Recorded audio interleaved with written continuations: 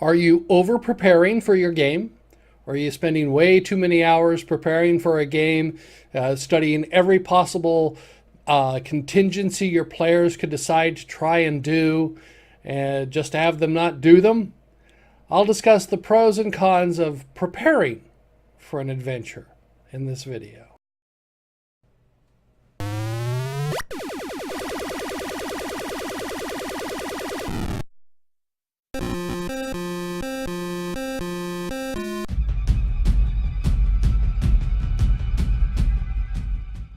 Back in 1998, I was playing Dungeons and Dragons, and I think I had a copy of Campaign Cartographer 2.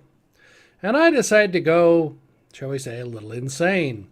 I started drawing up a map of a castle, which I call the Palace of Solsaise, and I drew up the castle, and I drew up all the floor plans, and I drew up all the dungeon.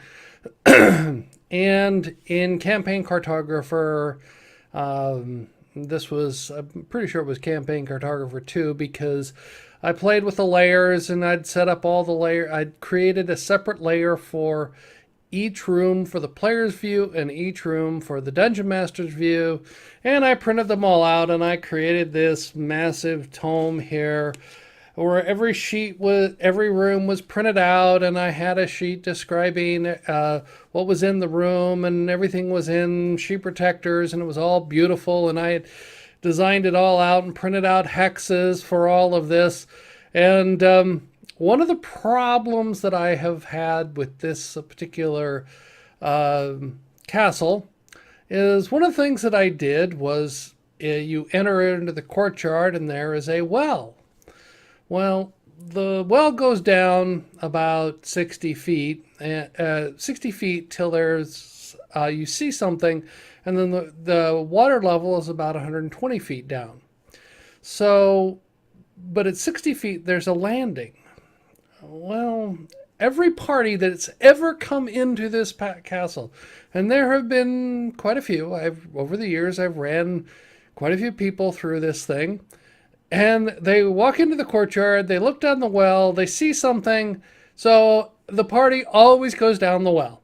And invariably, they always go down the well. They'll check the rope out, they'll tie another rope, they'll go down, and that's how they go into the dungeon. They don't go into the castle.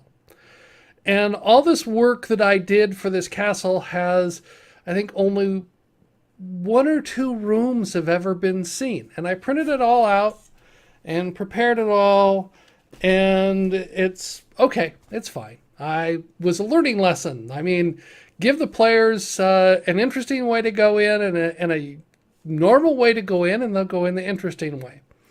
I remember when I was in the service in Germany, this is many years ago, that's where I was introduced into Dungeons and Dragons, and I tried to figure out which castle in Germany it was, but I'm not able to pin it down. But I was going with some friends of mine, Steve Andrews and Roy Mengod, and Roy was the tour guide. He knew all the castles in Germany, and he drove us up to the castle, and we parked, and we got out, and I don't remember who said it, but we're young guys in moderate shape at the time, much better shape than I am today. And we look at the battlements of the castle, and somebody said, "Do you think we could climb it?" So we did.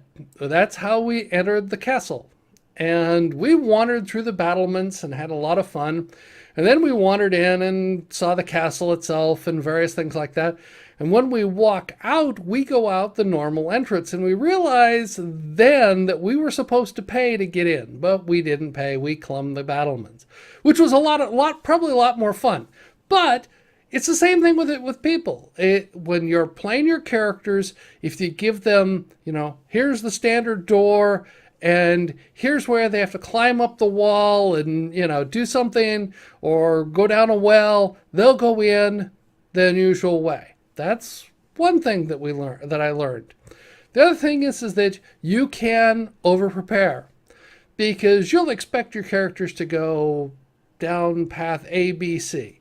No, they'll find some different way to go.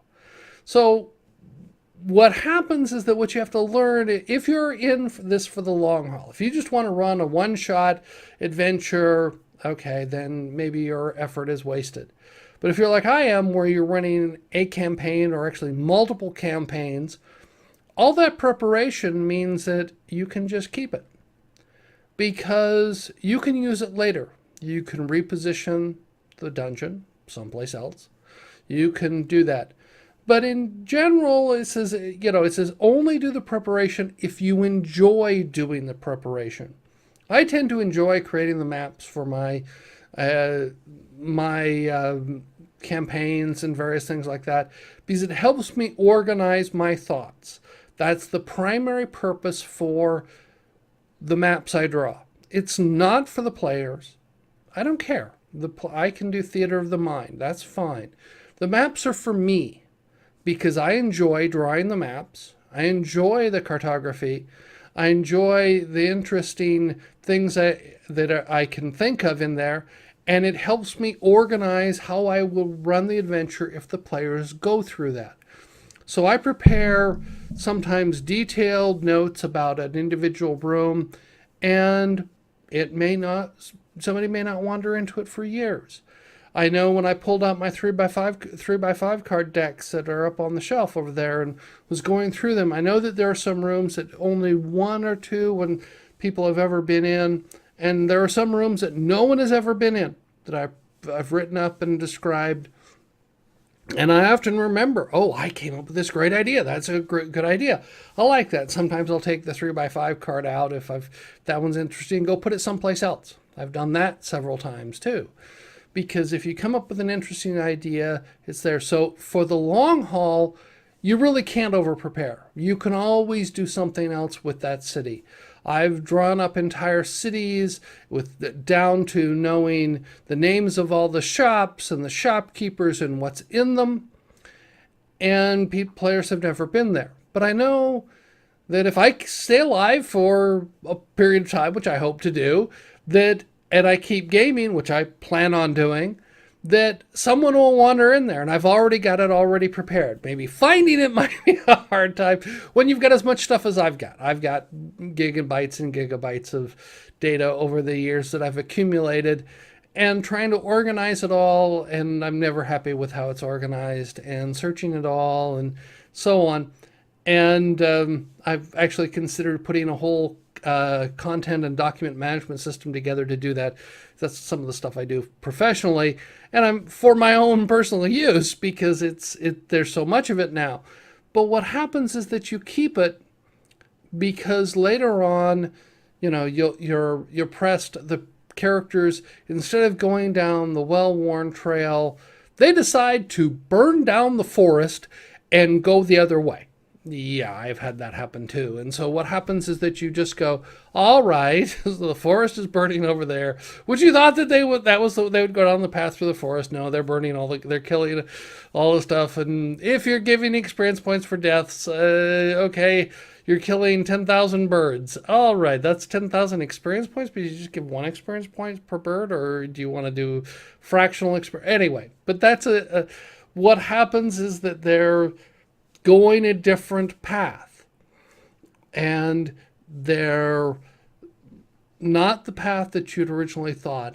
So if you can shuffle around and find something to use, that's why I say that it's possible to over prepare for an individual adventure, but I don't think it's possible to over prepare for a campaign, because you can draw up the city, and just because they don't go to that city this week, next year, if you're in for the long term, you can find a use for it. Keep it, put it someplace where you can find it, ideally index things, and then you can go back and use it. So you can over prepare for an individual venture. I know I do that all the time. I start drawing up things and I start planning things out and laying out what's in each individual, and the party always surprises me.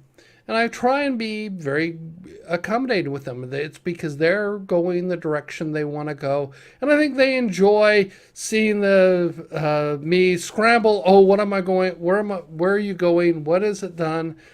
I may not have had the maps fully prepared for you for doing that, But that's okay because that means that I can prepare for it quickly now, or I can pull something from someplace else and shuffle it around and repurpose it. That's why I continually change the maps, because things happen. And I move cities, I move special features that are on the maps, because the players want to go in a direction that I'm not expecting. So now I have something that I drew up way over here. I can pick it up and drag and drop it over here, rearrange a few details on the map, and now the map is ready to use, and I can do that. That's something that you can do on the fly, and it's one thing. That's one of the reasons why I like gaming via computer, because I have everything in front of me. I have all my maps. I have all my stuff. Though all of it, I do also have all of that on a laptop too. I have a Surface laptop and with a lot of disk space on a micro SD card. And so you put all of the data there, and you can go find it and prepare for it. So over preparation is a challenge. It's like a bibliophile. There's a book out there called A Gentle Madness, which is about being a book collector. And I have a bit of that. I have a large number of books. And being preparing way too much information, yeah, I do that too. But I know that I can tap into it if the players go someplace different. So the question is, can you over prepare? Depends more upon your viewpoint of the game. Is it a one shot or a series of one shots? If it's a series of one shots or a series of short adventures or whatever, and you're not building out an entire campaign and an entire world, then yes, you can over prepare. You can drop an entire dungeon that they don't go to. On the other hand, if you're building a world and you're planning for the long term, and you know that characters will come back, will wander around, or you could reintroduce them, or you could teleport them, or whatever, you don't have to railroad them. You could railroad them into a dungeon. You could give them an adventure that they have to go, quest that they have to go solve now. But the other solution is just to throw enough breadcrumbs around, and maybe they'll come back, maybe they won't remember them. But you have all that preparation that you can use later or in some other place, and just rearrange your world. So that's why I said it depends upon the DM. If you don't take it seriously in that you want to run a campaign and run a long campaign, and some of the campaigns I've ran have went on for 4 and 5 years, which I guess evidently is sort of unusual. Many of the players I've talked to have never been in campaigns as long as I've been running them. And I've been running World of Tiglath. I ran that one for 2 years until I killed everybody in the party and then rebooted it. And I've still got a lot of the same players.